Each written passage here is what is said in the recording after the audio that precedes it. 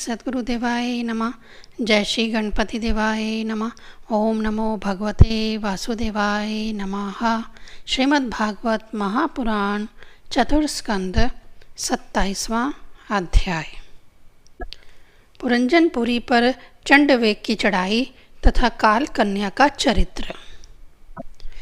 श्री नारद जी कहते हैं, महाराज, इस प्रकार वह सुंदरी अनेकों नखरों से पुरंजन को पूरी तरह अपने वश में कर उसे आनंदित करती हुई विहार करने लगी। उसने अच्छी तरह स्नान कर अनेक प्रकार के मांगलिक श्रृंगार किए तथा भोजन आदि से तृप्त होकर वह राजा के पास आई। राजा ने उस मनोहर मुख वाली राजमहिषी का सादर अभिनंदन किया।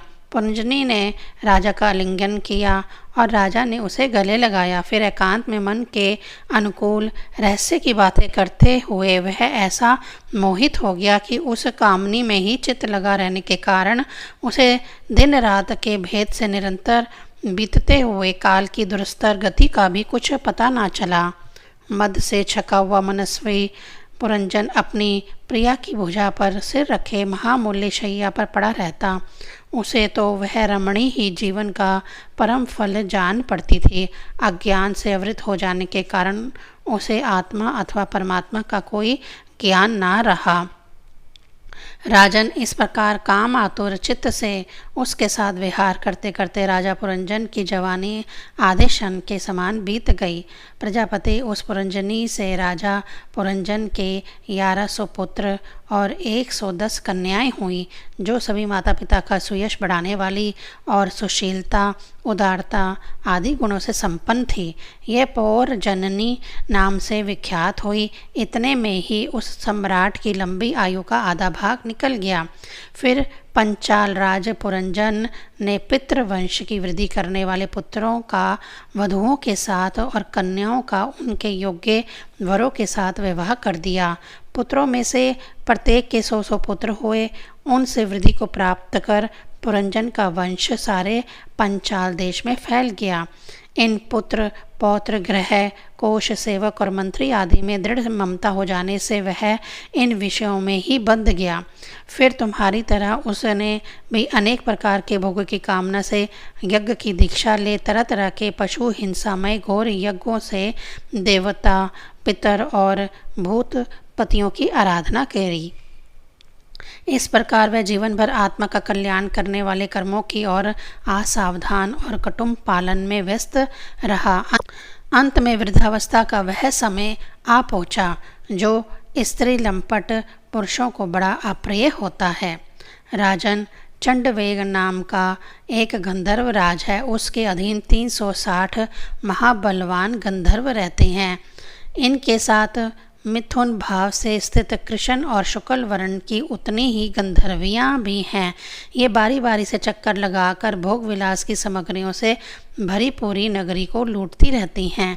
गंधर्वराज चंडवेग ने उन अनुचरों ने जब राजा पुरंजन का नगर लूटना आरंभ किया तब उन्हें 5 फन के सर्प प्रजागर ने रोका। यह पुरंजनी की चौकसी करने वाला महाबलवान सर्प 100 वर्ष तक अकेला ही उन 720 गंधर्वियों से युद्ध करता रहा। बहुत से वीरों के साथ अकेले युद्ध करने के कारण अपने एकमात्र संबंधी प्रजागिर को बलहीन हुआ देख राजा पुरंजन को अपने राष्ट्र और नगर में रहने वाले अन्य बांधवों के सहित बड़ी चिंता हुई। वह इतने दिनों तक पंचाल देश के उस नगर में अपने दूतों द्वारा लाए हुए कर को लेकर विषय भोगों में मस्त रहता था। स्त्री के वशीभूत रहने के कारण इस अवश्य भय का उसे पता ही ना चला। भीष्मन इन्हीं दिनों काल की एक कन्या वर की खोज में त्रिलोकी में भटकती रही, फिर भी उसे किसी ने स्वीकार नहीं किया। वह काल कन्या यानी जरा बड़ी भाग्यहीना थी, इसीलिए लोग उसे दुर्भागा कहते थे। एक बार राजर्षि पुरु ने पिता को अपना यौवन देने के लिए अपनी ही इच्छा से उसे वर लिया था। इससे प्रसन्न होकर उसने उन्हें राज्य प्राप्ति का वर दिया था। एक दिन में ब्रह्मलोक से पृथ्वी पर आया तो वह घूमती घूमती मुझे भी मिल गई। तब मुझे नैष्ठिक ब्रह्मचारी जानकर भी कामातुर होने के कारण उसने वरना चाहा। मैंने उसकी प्रार्थना स्वीकार नहीं की। इस पर अत्यंत कुपित होकर मुझे यह दुस्सह शाप दिया कि तुमने मेरी प्रार्थना स्वीकार नहीं की, अतः तुम एक स्थान पर अधिक देर ना ठहर सकोगे।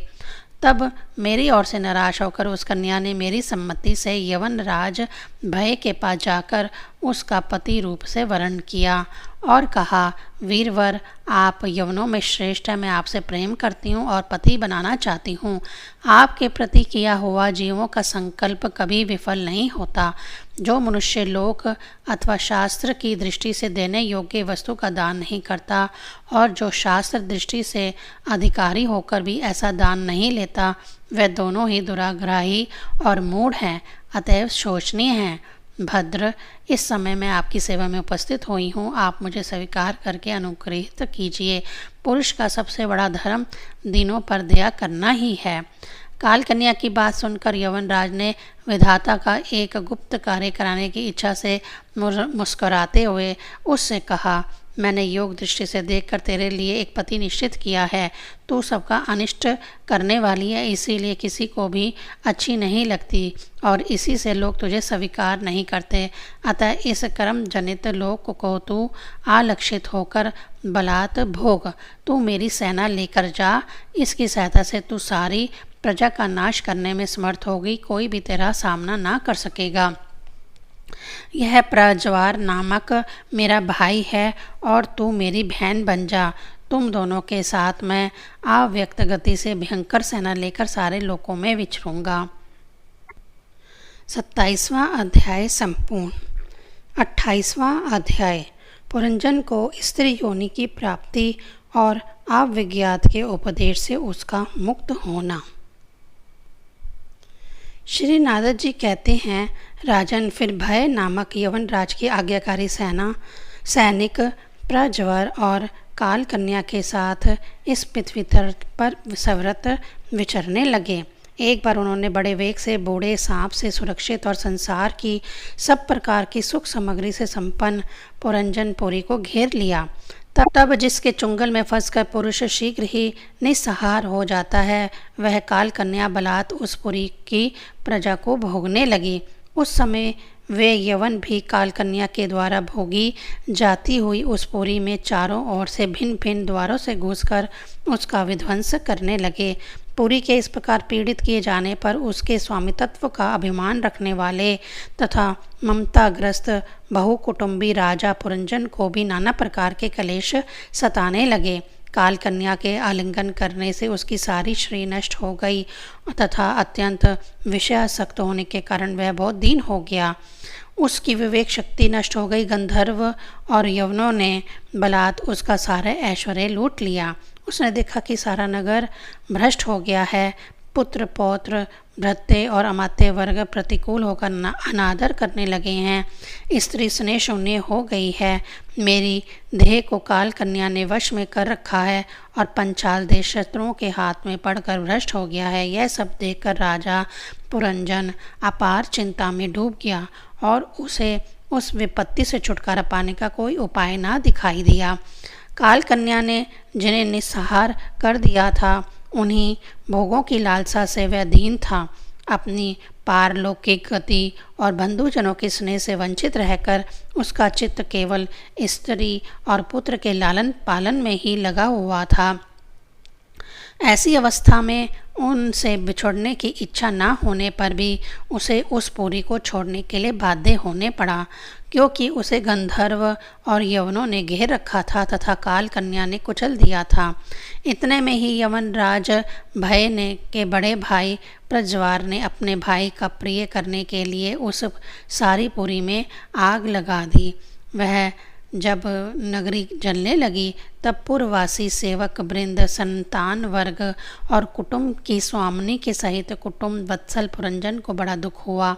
नगर को काल कन्या के हाथ में पड़ा देख उसकी रक्षा करने वाले सर्प को भी बड़ी पीड़ा हुई, क्योंकि उसके निवास स्थान पर भी यवनों ने अधिकार कर लिया था और प्रज्वार उस पर भी आक्रमण कर रहा था।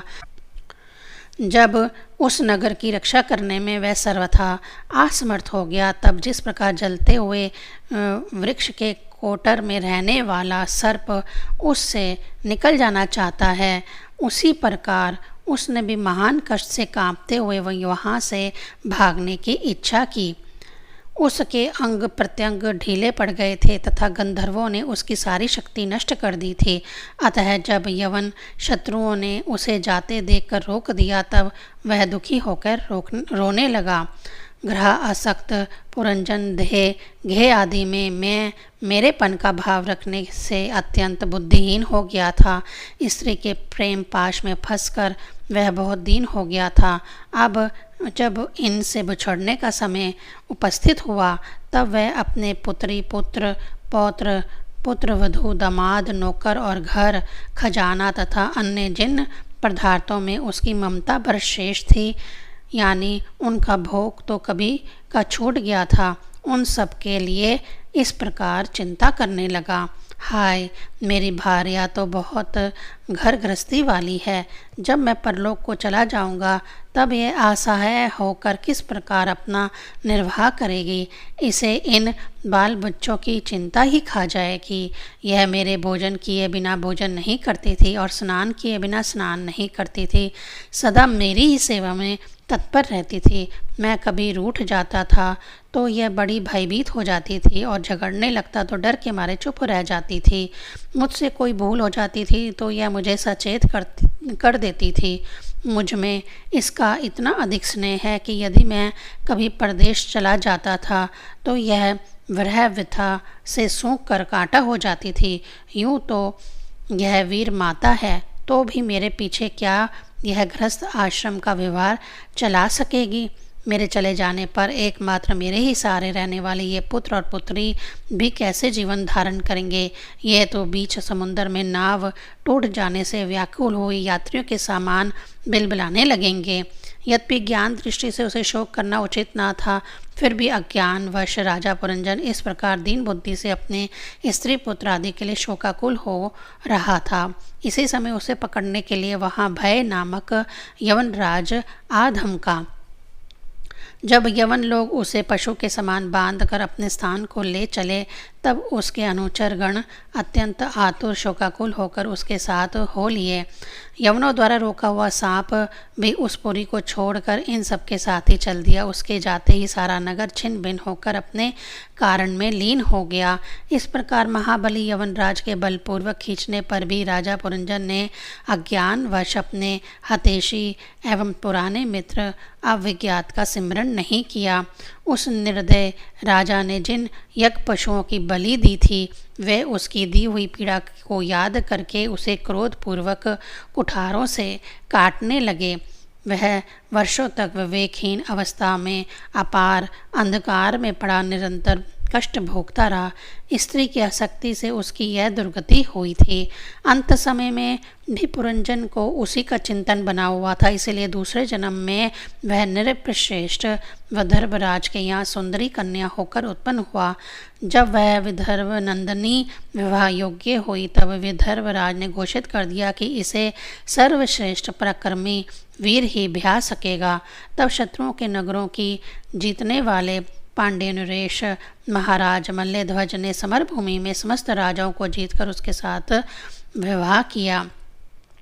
उससे महाराजा मल्लध्वज ने एक श्याम लोचना कन्या और उससे छोटे 7 पुत्र उत्पन्न किए, जो आगे चलकर द्रविड़ देश के 7 राजा हुए।